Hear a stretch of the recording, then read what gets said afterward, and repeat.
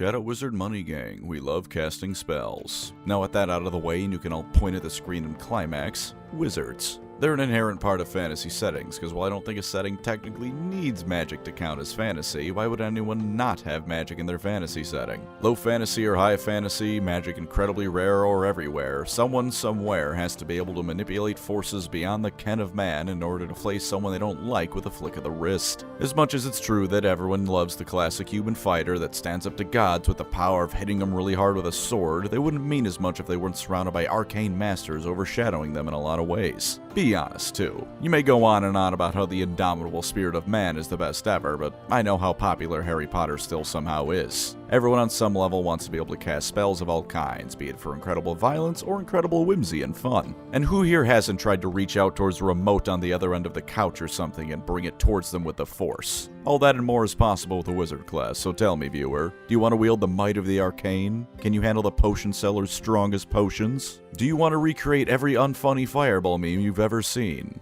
Well then, perhaps wizard is the class for you. Have you ever wanted to drive a train in D&D? I sure have, I love trains. The Tax Train is an all-in-one free one-shot that has everything you need for a fun 4 to 6 hour session designed for 4 players at around level 7. But instead of spoiling you on the entire story, here is the player summary to share with your DM or group. The party's been hired by DHL, Depot Logistics, the largest transportation company in the Underdark, for what should be a straightforward escort mission, safeguarding a tax train while it makes its way to Grackstug.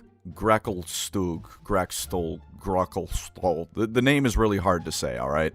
It's D&D, you gotta have at least 5 names a campaign minimum that are just impossible to get out of your mouth. The cargo is not gold, gems, or ancient relics, but something far more valuable to the city of Gracklstug. A full continent of Duergar tax officials, armed with ledgers, seals, and enough bureaucratic authority to ruin anyone's month. Aboard a heavily armed locomotive, you will descend deep beneath the world, ensuring the train stays on schedule as it rattles through forgotten tunnels, perilous caves, and hostile territories. Along the way, you will face mechanical failures, dangerous tracks, and of course, evil raiders who would love to rob you blind. Your mission is simple: protect the train, defend the cargo, and ensure the taxes are collected on time. But if you were to fail, the entire future of the Underdark could be changed forever. Oh yeah, that's the stuff. Go download our new free one-shot over at DiceNoWork.com.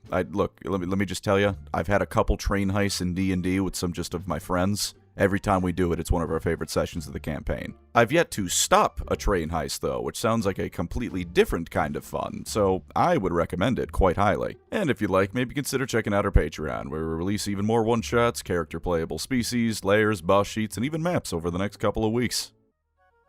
I'm not going to tell you what a wizard is. You know. Don't lie to me and pretend you don't. I'm not going to insult you or myself by explaining the concept of a wizard. You're aware of Harry Potter, I'm sure. Like I said, it's like that, but more interesting. Wizards as far as D&D go have been there since the very beginning, because Gandalf existed before D&D, and when the oldest of heads ripped it off / created their homage, choose which of the two based on your own personal feelings is true, they of course put magic in their game system. And ever since that beginning, the wizard was the casting class. Nowadays we have sorcerers and bards and half-casters and all sorts of stuff like that, but the wizard continues to be the default spell guy in the same way a fighter is the default melee guy. Let's go all the way back to 1974, the earliest days of D&D. You decide to play a wizard. You peruse through your rulebook to see what you can do at level 1. You can cast a grand and awe-inspiring 1 spell a day. Yes, abysmal dog shit, you say. And aside from a dagger, you and your 1d6 of hit points get nothing else. No armor, no weapons, no nothing. This is why in the original iteration of D&D, wizards were all elves, because at least then you could wear some form of armor as a wizard.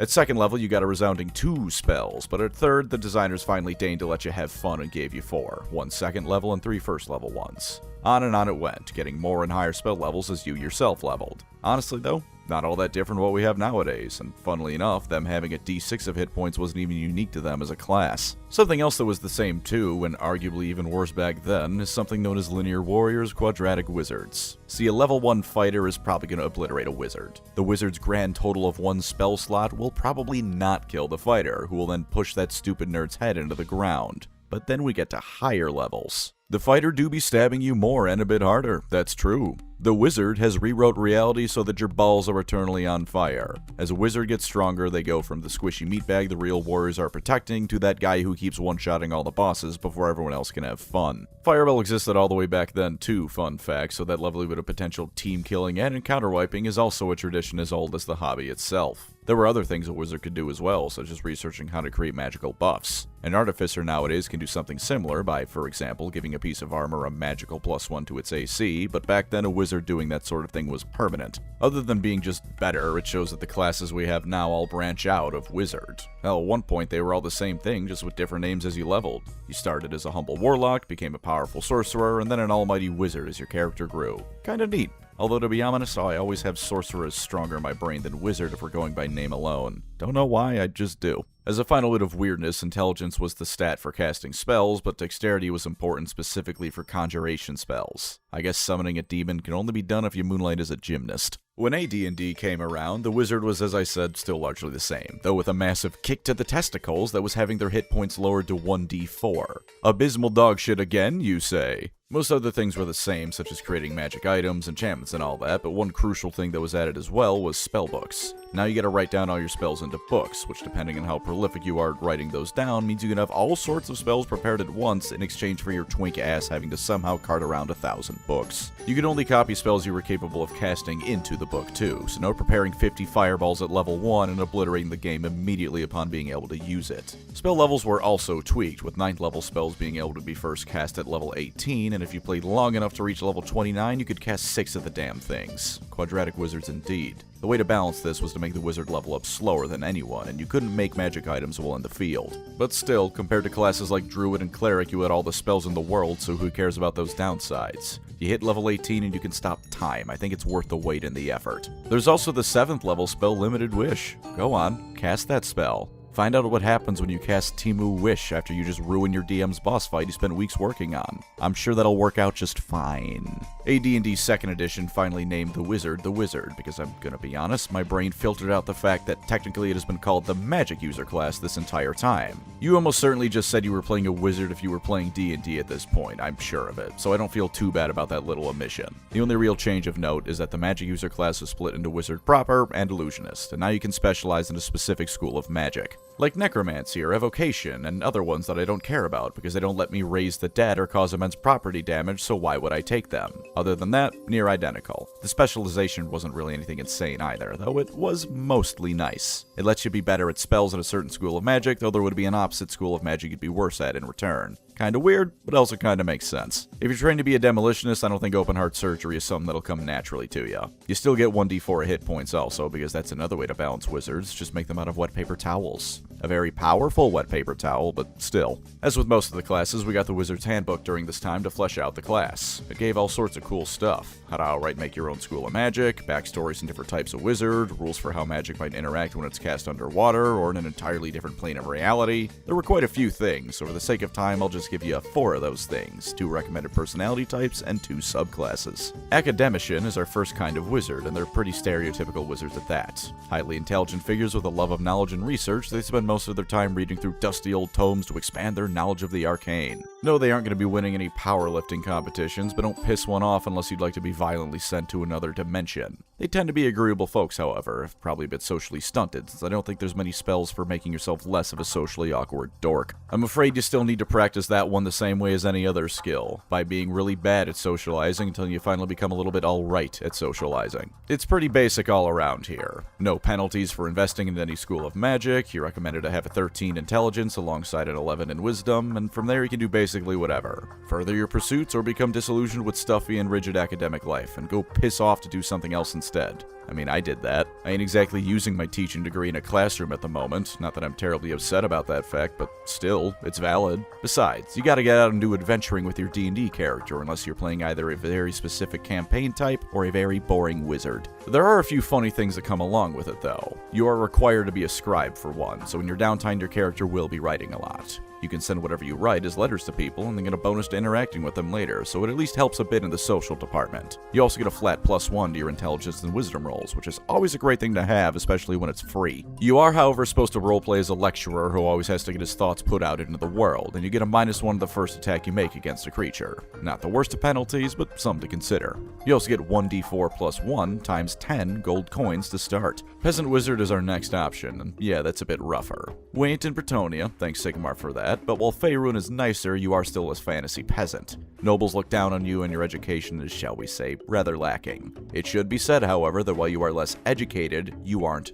dumber. Imagine Goku, but Goku in Dragon Ball and Dragon Ball Z as opposed to Super, making it so he's married and has 2 kids but doesn't know what a kiss is. He's a brilliant warrior, and you can see he's actually quite intelligent when he fights, but the dude grew up in the middle of nowhere. Multiplication ain't his strong suit. Similarly, a peasant wizard isn't aware of all the finer points of academia, but they can prove they're just as smart. Most wizards are in fact peasant wizards, which makes sense because most people aren't nobility. These ones tend to be a lot hardier and braver than academic wizards as well, since they've lived a life not spent almost entirely in a library. You're definitely supposed to play this as more of a champion of the people sort of wizard, being penalized, for instance, for specializing in necromancy. You gotta keep the party rogue in line too if he's stealing from other peasants, though most fellow peasants will usually be willing to help you out in return, and hey, you're encouraged to actively dislike another subclass known as the patrician wizard. If the rogue just so happens to pilfer some of that pompous asshole stuff, well, that's hardly your problem now, is it? You also can't be rich, like, at all. A rags to riches story seems like it'd be such an easy thing to do here, but you're not allowed to have more than 75 coins of gold in your pocket and own anything worth more than 10 gold.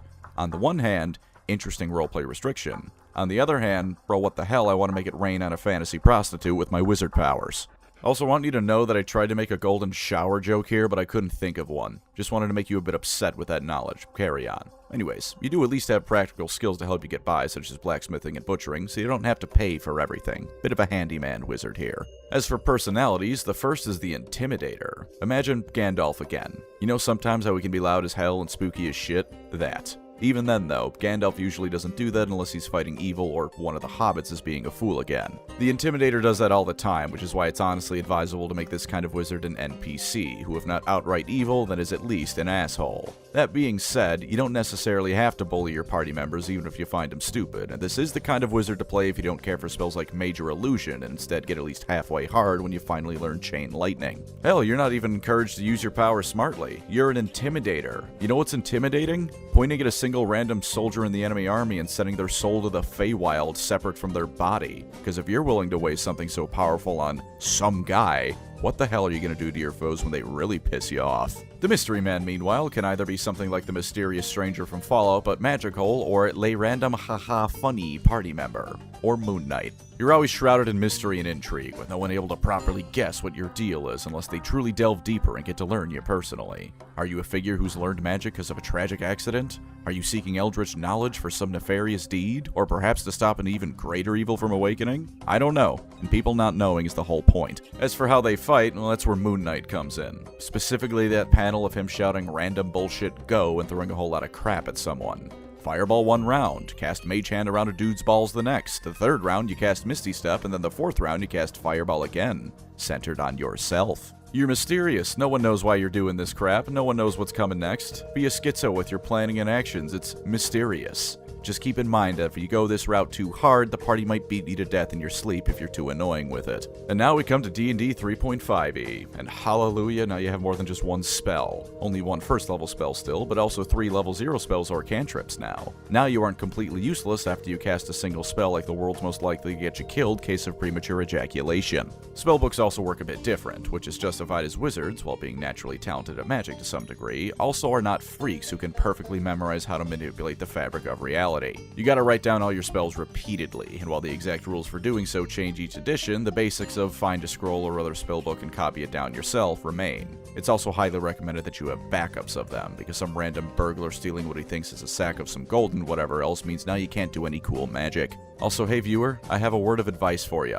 Remember what your spells do, or at least have pages in the book/tabs online to them open. Don't do what one of my friends does when he plays a caster, which is to not pick his spells until halfway through a session and then not actually know what they do. Please don't be like that guy. Love that guy, but also don't be like that guy. For some features, eat shit, you still have 1d4 hit points. Your skills are concentration, craft, decipher script, all knowledge types, profession, and naturally spellcraft. You get 2 plus your int times 4 skill points at the start and 2 plus int with every level, and for weapon proficiencies you get clubs, daggers, crossbows, and quarterstaffs. No armor again, so I'd recommend you learn the spell Mage Armor pronto. You get an extra language because sometimes notes aren't written in common or all the plebes can read them. You eventually get a cool little magical familiar to follow you around, and as a bonus feat you can make magical scrolls. Incidentally, yes, this does mean you can almost immediately begin ignoring your DM's plot and focusing instead on making bank by pumping out magic scrolls to sell to people. And now we jump on up to 4th edition, the Terror of D&D. I have been informed that it was the edition of D&D most like a video game in a bad way, but I gotta be honest, I don't really understand what that means. I'm bringing it up because I'm hoping that comparison lands for one of you, but honestly, I'm just picturing someone opening a player's guide and going, damn, this just like Baldur's Gate, for real, for real. Anyways though, yeah, it's 4th ed, so as always we're breezing through it. You got 2 types of wizard overall, control wizards and war wizards. War wizards are pure DPS, the closest one of these things can get to Unga Bunga with an intelligence caster. Control wizards, meanwhile, are all about buffing and debuffing your allies and enemies respectively, or at least I assume you're doing those things respectively. If you want, you can buff your enemies and debuff your allies if what you really want out of your D&D group is to get decked in the face. Looking at the actual rules of 4e is actually disappointing though, confusing and upsetting all at once too, so we're gonna immediately move on from it now. 5th edition, you can now finally cast more than a single non-cantrip spell at level 1. Only 2 in your cantrips, but that ain't nothing, it is more. Technically 4th edition also allowed that for the first time, but we don't want to give it too much credit now, do we? And finally, thank the gods, you've got yourself a d6 of hit points again. But honestly, not much has changed still. The wizard has always been the wizard to some degree or other. You cast spells, you aren't great at level 1, and then at level 20 you probably qualify as a minor god. Plenty of wizards sell their services out as military advisors or battle mages, while those who want the closest thing to a normal life are usually university lecturers and the like. One way or another though, they all seek greater knowledge both of the arcane and really anything they can get their hands on. Careful not the Thousand Suns it, potential wizard. Wizards tend to not be evil on average, but they more than make up for it with the fact that an evil wizard is the kind of guy who rewrites entire countries out of existence. I mean, what was Vecna if not a wizard? To lay out their stats, the wizard has d6 plus con modifier hit points, nice to see, and they're proficient with daggers, darts, quarterstaffs, and light crossbows. For skills, they can pick between Arcana, History, Insight, Investigation, Medicine, or Religion, and their saving throw proficiencies are of course Wisdom and Intelligence. One of the class's most powerful abilities is Arcane Recovery. During a short rest, you regain half your wizard level's worth of spell slots, with level 6 being the maximum. So if you're level 20, you can get a level 6 and a level 4 spell back, or 2 level 5 spell slots, and on and on and on. Personally, I recommend you take all of your level 1 spell slots back with this feature to cast Grease an infinite number of times. Those limitations, by the way, exist because if you got your full level's worth of spells back, or could get level 9 ones back, you'd be obliterating people with the most powerful spells non-stop. Something has to kind of keep you in check, if only so you don't cast Wish a million times a day. For some real D&D lore, Faerûn is the D&D setting. Obviously this means that magic is almost everywhere, there's no avoiding it, so you can find all sorts of wizards and the effects of wizards cropping up across reality. There was once, for example, the great empires of Amaskar and Netheril. Then magic happened, and now there's the great deserts of Rauran and Narak, because sometimes magic happening is catastrophic. That being said, the average person does rarely interact with it. In most societies in the Heartlands, magic, also known as the art, is rare, because being a wizard requires quite a bit of study and know-how when most people gotta make a living in other ways. Maybe 1 in 100 people have any kind of magical ability, and of those, most of them range from merchants who learn some cantrips to keep themselves safe on the road, to bandits who know the chromatic orb is a great way to get someone to give you all of their money. Not exactly go-getters in the field of magical study. Some places do have more wizards though, such as the lands of Halrua or Nimbral, where people incorrectly assume that everyone there is in fact a wizard. And of course the various types of elves are especially gifted in the art, because they are elves and those tend to be magical. Wizards and other casters are typically just lumped together and being called mages by the average person. To the average schmuck, a wizard is a wizard is a wizard, and to be fair in terms of how they affect you, those classes aren't that different. To John Peasantman, a wizard and a sorcerer both act strangely, cause lightning to shoot out of their fingies, and keep strange company that frequently is highly magical in their own nature. Not exactly the kind of folk the average superstitious peasant can make much difference between, or might even want to interact with too much. Plus, wizards and sorcerers often don't get along, with some wizards saying sorcery corrupts the art, so sometimes two beings that appear identical from the outside start blasting each other with reality-destroying spells for what appears to be nonsense, and now you have to deal with that. Still, the art on the whole is more or less accepted and respected. It's a studious affair with a lot of book reading and whatnot, and most wizards tend to do things in a non-magical sort of way if such a thing is possible. Either out of respect or simply to conserve power, most wizards are usually just acting like wizards when they speak with others rather than being wizards, so that takes some of the fear out. Not all of the fear goes away though. While the art on a whole is respected, mages tend to be regarded with fear and superstition for many of the reasons I described above. And to be perhaps a bit magically prejudiced, I get it. Most wizards can eradicate the average person with very minimal effort, even if they never would. It'd be like if someone walked into your home with a nuclear bomb. No, unless it's armed, it isn't actually dangerous, and no, the guy isn't gonna set it off, but it's a nuke in your house that's worrying. But to flip that around again, mages that settle down tend to be highly locally respected. After all, when the magical creatures get uppity, they're the person the townsfolk go to, and after a few interactions, the common folk realize that chances are the wizard doesn't mean you harm, he just wants to sit in his tower and occasionally stop by for groceries and a chat. Even evil mages get some level of respect, albeit respect tempered by fear for much the same reasons. Only they can stop the rampaging Shadowfell demons that escape from kidnapping everyone in a 10-mile radius, so you better get to groveling. There's even frequently mage fairs. If you got more than a dozen mages in a town in Faerûn, chances are once a year they'll host a little fair for their fellow magicians. Chances to share notes with other mages, make some magical money, or just show off all abound at these things, and the locals after enough time tend to come around to them since they're usually accompanied by a lot of pretty lights and an economic boom. They're rarely in the biggest cities, but they're also only a few days' walk away at most. You can't hold them too far out of the way after all, because otherwise how else are you supposed to showboat and rake in the dosh? Now, since wizards are intelligence casters and all about being studious, how does one go about becoming one? Well, for the most part, there aren't too many wizard schools. Apprenticeships are how the majority of wizards train, because while a learned wizard is mighty indeed, a newly forged one is as likely to learn a new spell as accidentally blow themselves and a good chunk of a city up. And it's about as mixed a bag as you can get, as anyone who's apprenticed for a trade can no doubt tell ya. Some master wizards suck. They teach their apprentice for maybe half an hour a day, and the rest of the time is having them cook and clean and do all their chores for them, because such things are mere distractions for a wizard as mighty as they, you see. Of course, the flip side is some wizards truly love their masters like a parent, and will not only work with them basically their whole lives, but do some classic revenge plot motivations if anything happens to them. Those are the extremes, of course. Typically it lies somewhere in the middle. An apprentice is taught the occasional spell and some theory. They help the master out with his work, and on the side they probably learn a few other things either on their own or simply by observing their master at work. They then graduate, more or less, whenever their master tells them they're ready, and it's off into the world with them, maybe becoming a master wizard themselves at some point. Side note also, as much as I was shitting on the asshole masters, that's more or less how they're paid for services rendered. In all honesty, I don't find having to wash someone's car for a few months that high of payment for the ability to manipulate the fabric of the universe into letting me float and stuff. Plus, there's really nothing obligating a wizard to teach that chances are they didn't take on themselves. A wizard serving in Mistress Church, for instance, is obligated to teach, but that wizard made the choice to join Mistress Church presumably for more knowledge on magic. Local guild laws might also make a wizard take on an apprentice, but again, they chose to join that guild.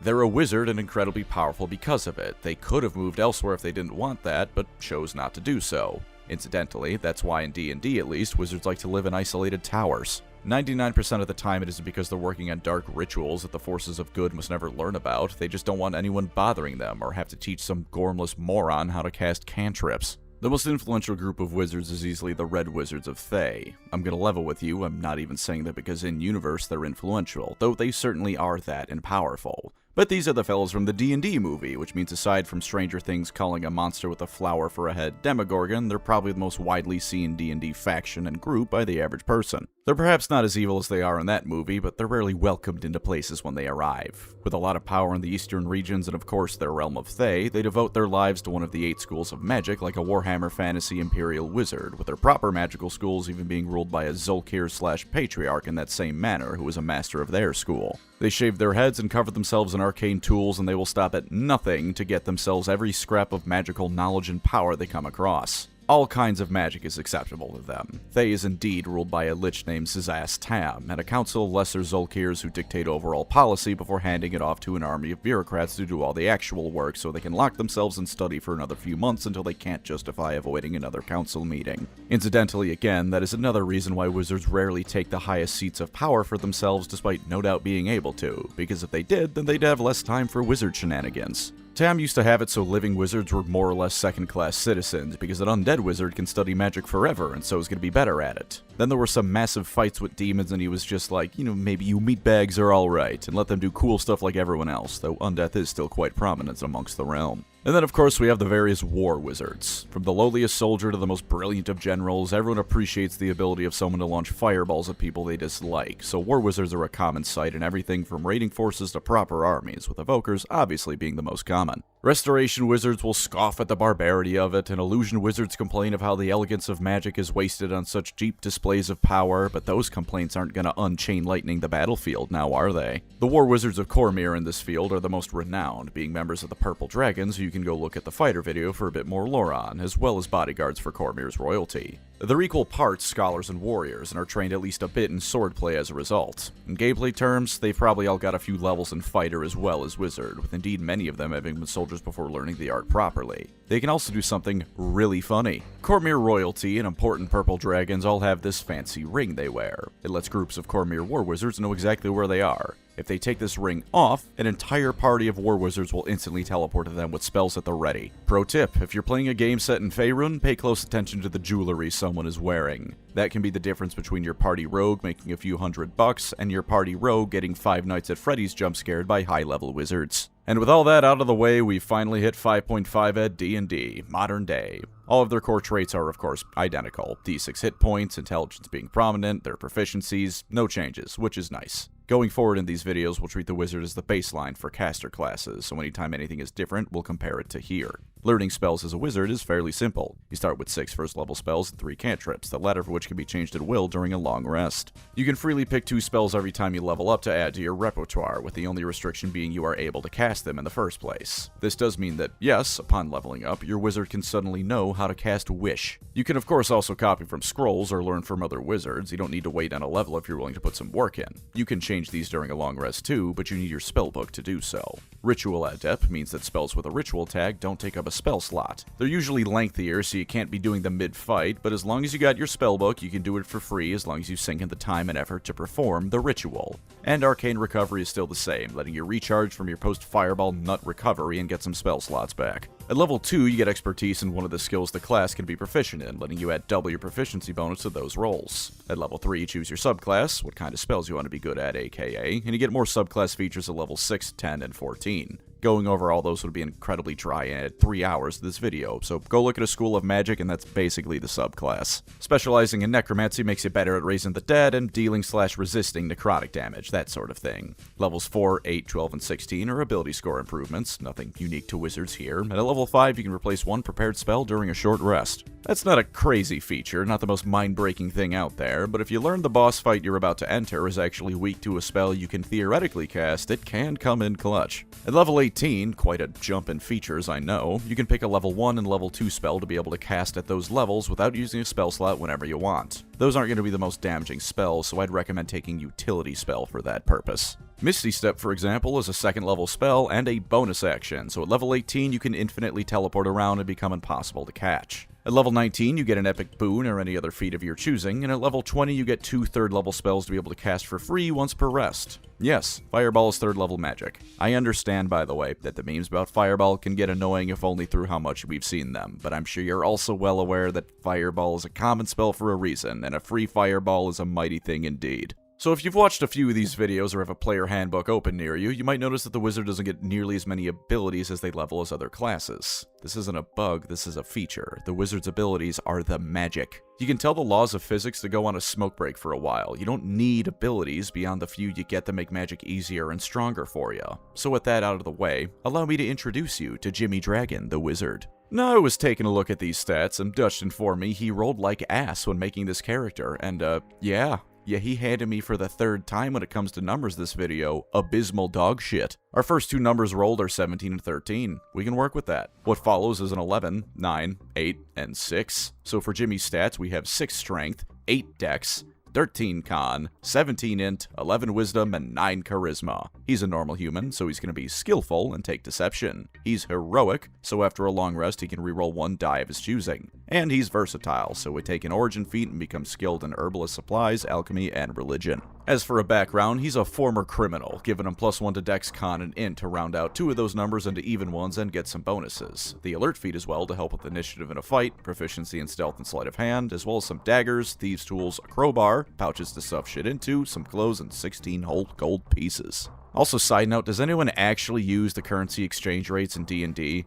I know there's ways to turn silver into gold and get change at shops and whatnot, but every time I play D&D it's just gold pieces. That sounds like way too much work. Anyways, because he's a wizard, he also has another 2 daggers, a robe, an arcane focus, which will be his quarterstaff, a spellbook, a scholar's pack, and 5 more gold pieces, wow. His subclass will be Evoker, for good old-fashioned throw fireball at your face. Jimmy Dragon is not a subtle person, nor in spite of being a thief is he particularly good at that. He gets 2 level 2 or 1 Evoker spells to add to his book for this feature, however, so that's nice. Potent cantrip too, so if you missed a cantrip attack or a spell save is made against one of his, he still does half damage. So what's Jimmy all about? Why is he a criminal? Well, he is mostly an upstanding guy, but training to be a wizard is expensive. Couldn't afford tuition or find a willing master, so a couple of breaking and enterings is how he pays the bills. He doesn't just raid anywhere, though. Oh, no. He only raids the finest of libraries and universities, and while he is ass at stealth, he's luckier than most, so it works out more often than not. Also, I assume that when you set off an evocation spell in a library, the people in charge will be more concerned about preventing the Library of Alexandria 2.0 as opposed to chasing him down. He tends to be a rather quiet fella, since he is based on that mystery man archetype. Maybe not quite brooding, but he sticks in the corner for the most part. Until you ask him about things like forbidden knowledge or his heists, in which case his 9 charisma ass is going to overshare on everything he has ever done. Damn, he really just like me, for real. And naturally, if they ever met, Jimmy Dragon would be best friends with Johnny Dungeon from our Fighter video, because they have to complete their name for the funny reference. I want them to fuse like in Dragon Ball Z. The Patara earrings can make Johnny Jimmy, and the fusion dance Dungeon Dragon. Since I brought it up, by the way, this is your reminder that Gogeta is the better fusion. Go blow Vegito Glazers.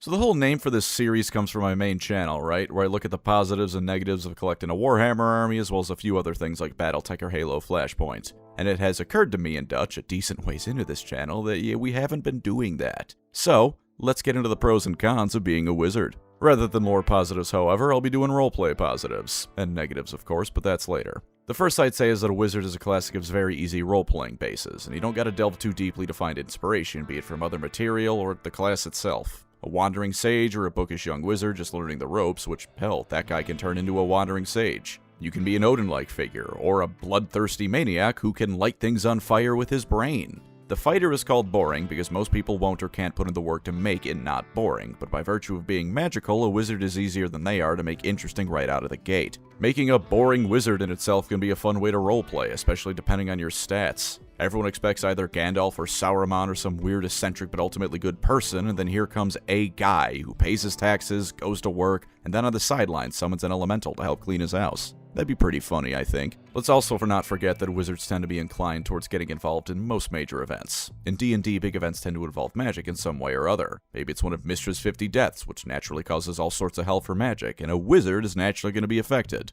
Or it's just someone using magical artifacts for evil one day and they're called in for their expertise. Or even if you want to go lower than that, rampaging orcs burning down towns are going to destroy magical research as a result. So go get involved, bozo, there's a lot at stake. Some other classes, by contrast, are going to have to invent reasons for getting involved. For example, at least a lower level fighter might stick around with a party only because otherwise you don't get to play D&D. If they came to a town to make some money and proceeded to make the money they needed, why would they stick around? They did their job and got paid, so by all rights they should leave even if, again, they don't, because then you don't have a D&D character anymore. Wizards are easy to come up with reasons they do stick around and get involved without needing to stretch disbelief. Wizards are also, as a result of their quest for knowledge, some of the best and perhaps most importantly least annoying characters to get the party involved in shenanigans. The good kind, not the annoying rogue kind. Why is the party going dungeon delving? Because the wizard believes there's some properly good magical stuff down there. Why are you invading a dragon's lair? Because on top of its gold hoard is the legendary scrying orb of Testicles, which obviously a wizard wants. See, the good kind of shenanigans, where plot happens and adventures are had.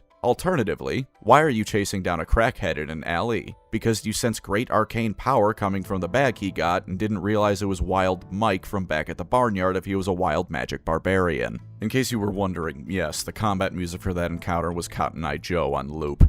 As for tabletop positives, magic. It's the magic. This is a very simple reason right here and obvious for it. Magic in D&D can let you do whatever you want. Lift heavy things, explode people, turn a combat arena into a death trap for everyone that isn't part of your party. As you level up, you can find spells for anything you can think of, and if you can't, then you know what? Work with your goddamn DM on making some spells of your own. You have Arcana as a skill proficiency, use the damn thing creatively. Endless magical powers at your fingertips. There's almost nothing you can do short of snapping your fingers and replacing a god. And depending on the edition, you could do that. Mister just stopped letting people cast that kind of magic anymore because it was bullshit and she was sick of dying. Even level 1 spells before things are obviously insane can have wild uses, even cantrips. Everyone takes prestidigitation because it's a convenient thing to have. Do cool wizard stuff whenever you want, and if not that, you can get real creative with it. One time I burned down a guardhouse because I used it to light a candle and then lit the place on fire. Magic Missile is auto damage. Most people don't have the shield spell, and while a couple D4 isn't a lot at first level, it does put the hurt on people well enough. You know what spell is great?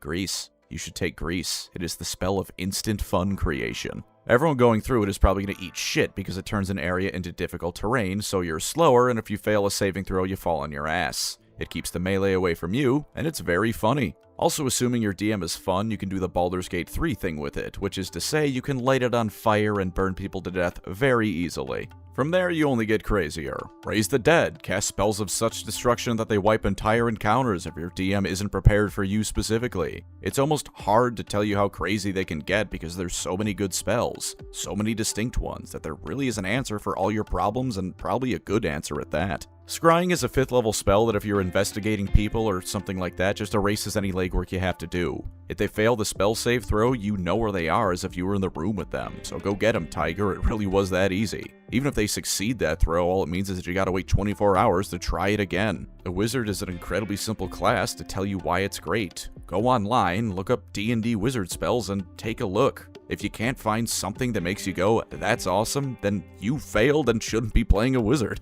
As for role-playing downsides, I would say one thing is that wizards are a bit vulnerable to being typecast. Everyone knows what wizard behavior is, all obsessed with the arcane and awkward and shit. It's something you might have to shake out of your brain a bit unless you want your wizard's character to start and end with is a wizard, if you catch my drift. Wizards are also the easiest class in the game, excepting perhaps sorcerers and warlocks, to have the game world be prejudiced against them. Again, like I said, I can understand it a bit, even if personally I'd love to be a wizard or have one as a friend, since they have the potential for destruction and chaos that no one else can quite match. But it can get really damn annoying when the 5th tavern you walk into is a sign that says wizards unwelcome. I'm sure that a talented DM can turn that into some proper commentary and intrigue, but functionally it's going to feel like you're being punished for playing the fun RPG with your friends 90% of the time. Especially since the average nerd isn't exactly Tolkien, and the reason for wizard discrimination often boils down to, of course wizards are punished for being wizards. They're wizards. That's what it's going to feel like a lot, especially if you're playing in a grittier setting as opposed to the magical wonderland high fantasy fun times realm.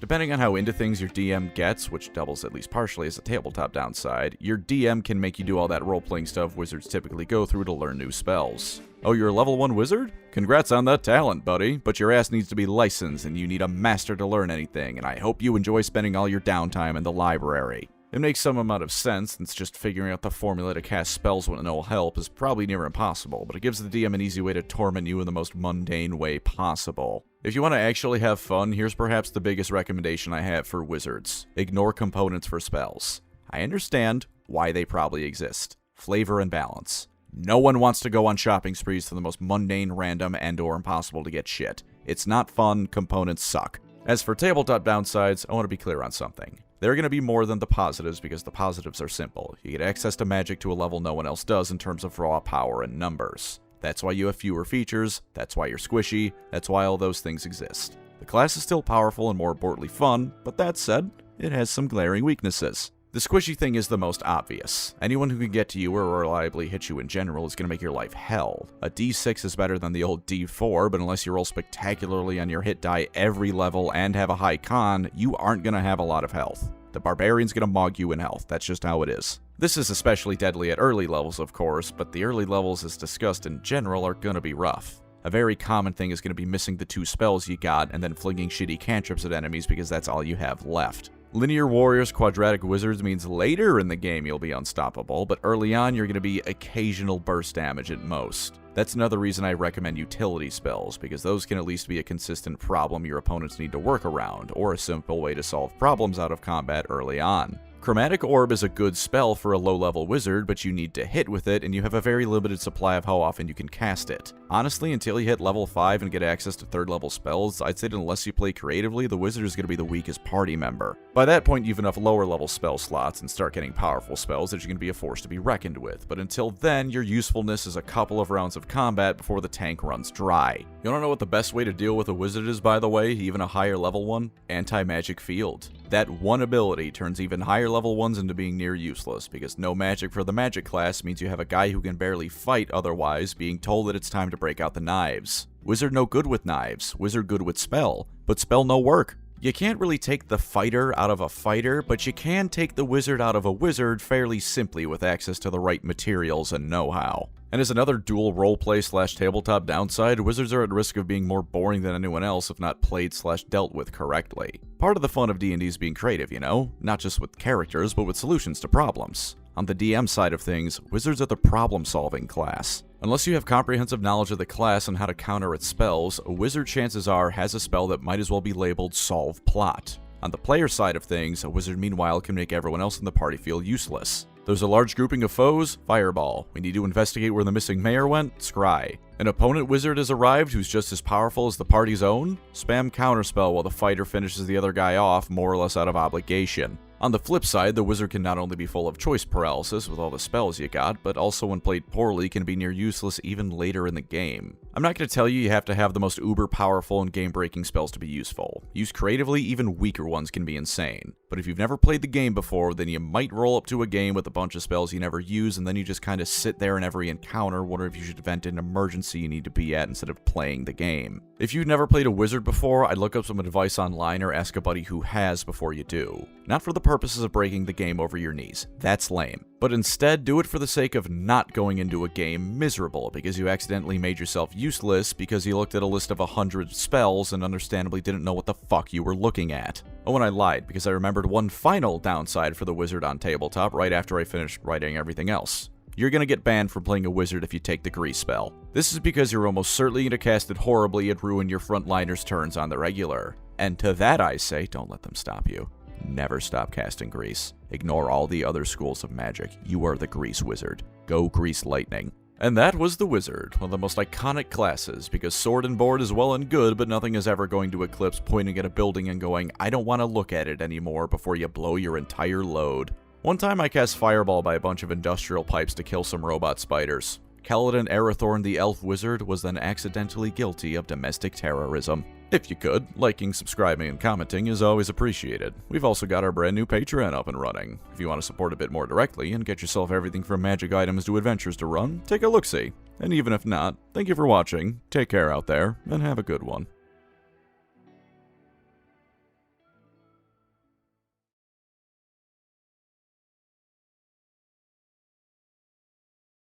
Oh, and before I forget, you should also take the Thaumaturgy cantrip. Part of that spell is the ability to be very loud. You now have a canonical reason to scream over the rest of the party as loudly as you possibly can because they've been haggling with a merchant over food for 30 minutes and show no signs of stopping. Trust me, you're gonna need this cantrip at some point. Plus, after every single time you use it, you can look over at the guy sitting next to you and go, that was pretty wizard, wasn't it? I'm bringing it back. That was pretty wizard.